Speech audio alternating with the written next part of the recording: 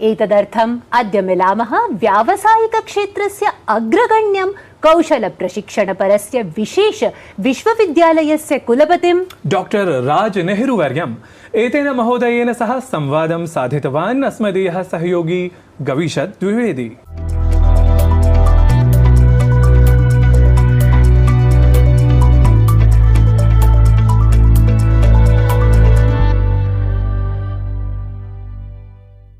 वार्तावल्याः तृतीया संवादे अद्य अस्माकं संवादातिथिः अस्ति श्री विश्वकर्मा कौशल विश्वविद्यालयस्य कुलपतिः श्री राज नेहरू वर्यः। महोदय, वार्तावल्याः एतस्मिन् संवादक्रमे भवतां हार्दिकं स्वागतं। नमो नमः। नमो नमः, नमस्कार, धन्यवाद। देशस्य प्रथमः कौशल विश्वविद्यालयः यः हरियाणा प्रशासनेन संस्थापितः अस्ति श्री विश्वकर्मा कौशल विश्वविद्यालयः।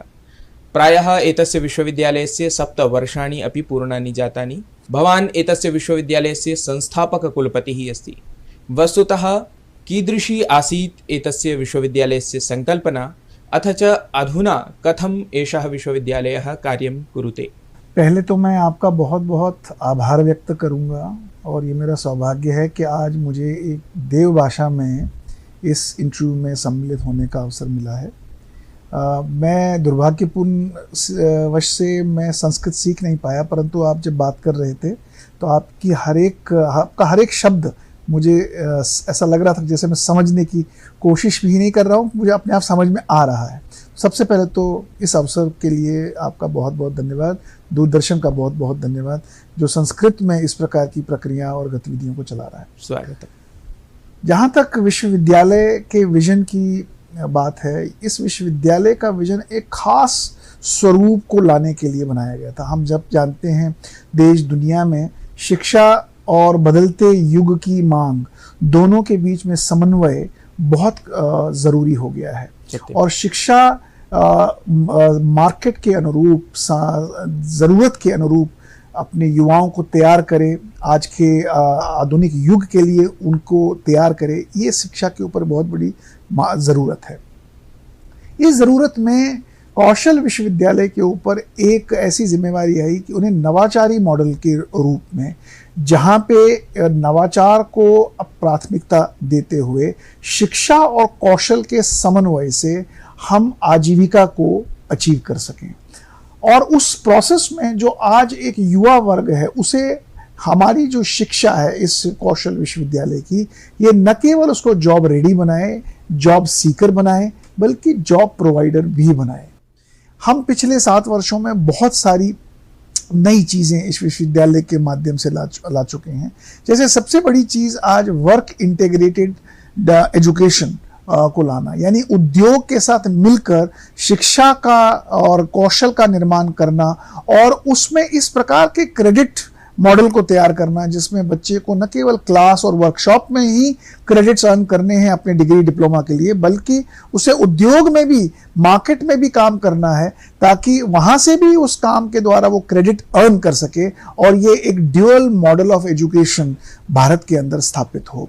हम लोग बहुत हद तक इस मॉडल को स्थापित करने में सफल हुए हैं और आज की डेट में 100 से भी ज़्यादा उद्योगों के साथ मिलकर लगभग 40 से भी ज़्यादा प्रोग्राम और लगभग 2000 से भी ज़्यादा शिक्षार्थी इस विश्वविद्यालय के अंदर डिप्लोमा डिग्री के प्रोग्राम्स पा रहे हैं।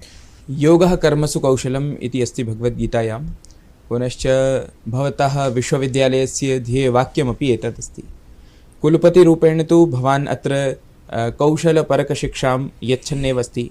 व्यक्तिगतरूपेण कुशलतायाः कां परिभाषां भवान् मनुते? तस्मात् योगाय युजयस्व योगः कर्मसु कौशलम। मैंने अपने पिछले 10 वर्षों में, जिसमें कॉर्पोरेट जगत में भी जहाँ बहुत भाग दौड़ रहती है, जब मैंने इस योग के प्रति अपनी जागरूकता की, भगवत गीता का मेरे पिताजी मुझे अध्ययन कराते थे, तो मुझे ऐसा लगा कि वो जो रिफ्लेक्टिव प्रोसेस है वो स्लोली आपके अंदर डेवलप होना शुरू हो जाता है और आप रिएक्टिव बिहेवियर से एक प्रोएक्टिव बिहेवियर की ओर चलते हैं जिससे आपके कार्य में कुशलता आती है। तो वही योग कर्मसु कौशलम है जो भगवत गीता में भी कहा गया है। भारतीय ज्ञान परंपरायाम् आबहुः कालात् पूर्वं कौशल प्रशिक्षण पराः ग्रन्थाः अपि स्युः।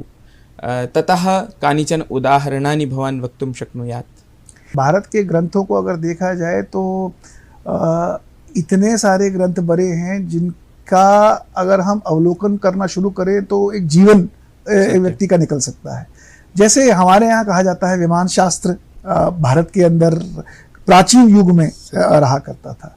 शल्य चिकित्सक के ऊपर आचार्य सुश्रुत ने अपना सुश्रुत संहिता बनाया।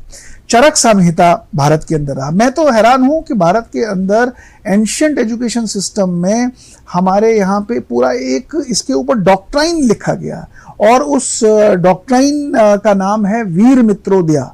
और इस वीर मित्रोदया में एक स्टूडेंट को एज एन अप्रेंटिस कैसे रहना चाहिए, मास्टर की ड्यूटी क्या है, गुरु को किस प्रकार का उसमें पारितोषिक मिलेगा, स्टूडेंट की जिम्मेवारी क्या है, पेरेंट्स की जिम्मेवारी क्या है, इसके ऊपर बड़ा डिस्क्रिप्टिव तरीके से पूरा वर्णन किया गया। कर्तव्य बोध ग्रंथों को अगर हम ध्यान से पढ़ें, ऐसे खजाने ऐसे, मैंने वीर मित्रोदया का रेफरेंस एक पुस्तक में पढ़ा है और मैं बड़ा आनंदित हुआ उसको पढ़ने में कि आज जो हम अप्रेंटिसशिप पॉलिसी देख रहे हैं उससे ज्यादा डिटेल में आज से कई सौ वर्ष पहले हमारे ग्रंथों में इन चीजों के बारे में वर्णन किया गया है। इसीलिए हमारे भारत की शिक्षा देश दुनिया की सबसे बड़ी शिक्षा थी, जहां दुनिया भर से लोग कहां से आते थे। नालंदा, तक्षशिला, सोमपुरा, उदंतपुरी, वल्लभी, शारदा, कंठनूरशाला पढ़ने के लिए यहां आते थे, दुर्गम से दुर्गम मार्गों से, क्योंकि उन्हें ऐसा कुछ लगता था कि भारत के अंदर की जो शिक्षा है, शैक्षिक व्यवस्था है, ये कुछ बड़ी निराली है और जो दुनिया में कहीं उनको वो देखने को नहीं मिलती है। तो मुझे लगता है इन ग्रंथों का पुनः अध्ययन होना बहुत जरूरी है। तत्रैव प्रष्टुमिच्छामि, संस्कृताधारिताः अपि तर्हि एतादृशाः कौशलप्रशिक्षणपराः पाठ्यक्रमाः अपि अत्र कदाचित् कल्पिताः स्युः भवता एतस्मिन् विश्वविद्यालये। मेरा मानना ये है कि संस्कृत को आधार बनाकर बहुत सारे ऐसे प्रोफेशंस में संस्कृत के मॉड्यूल्स बनाए जा सकते हैं जिनका इम्पैक्ट लाइवलीहुड के ऊपर पड़ सकता है। पहली चीज़ तो ये है कि जो संस्कृत के विद्वान हैं, अगर भारत सरकार या राज्य सरकारें ऐसे कोई प्रोजेक्ट्स निकालें जिसमें उन्हें जो हमारे मैन्युस्क्रिप्ट्स हैं उनके ट्रांसलेशन के कुछ प्रोजेक्ट्स हमारे लोगों को मिले और ऐसे लोग उन प्रोजेक्ट्स को बिड करें जो संस्कृतविद हैं, तो उन्हें आजीविका के साथ तो कनेक्ट किया जा सकता है। लाभ ये भी मिल सकता है कि ऐसे डॉक्यूमेंट्स के अंदर किस प्रकार की बातें छिपी हुई हैं।